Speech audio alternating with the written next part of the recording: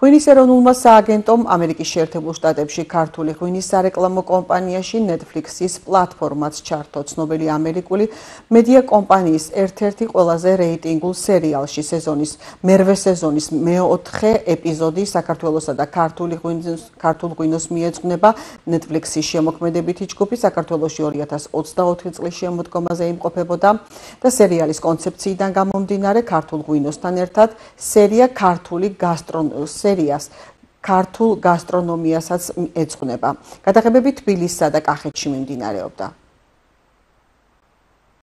მოგეხსენებათ, რომ ერთ-ერთი გამორჩეული და სტრატეგიული ბაზარი გახლავთ ამერიკის შეერთებული შტატები, სადაც ჩვენ ტრადიციულ კომუნიკაციასთან ერთად, როგორც არის დეგუსტაციები, გამოფენები, ღვინის სპეციალისტები, სხვადასხვა ბეჭდურ მედიაში სტატიები ქართულ ღვინოზე, ბოლო რამდენიმე ხანია წარმატებით ვიყენებთ ასევე სოცმედია კამპანიებს.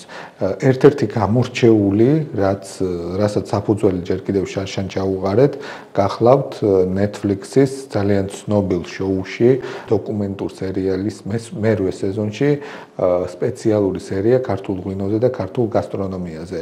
ჩვენ ჯერ კიდევ შარშან გვყავდა სტუმრები ჩამოყვანილი, რომლებმაც შექმნეს ეს სერია, გადაიღეს ადგილობრივი ტრადიციები, ადგილობრივი ღვინის წარმოება და ეხლა უკვე Netflix-მა თვითონ დაანონსა მერვე სეზონი, სადაც ერთ-ერთი სერია სწორედ საქართველოს ეძღვნება.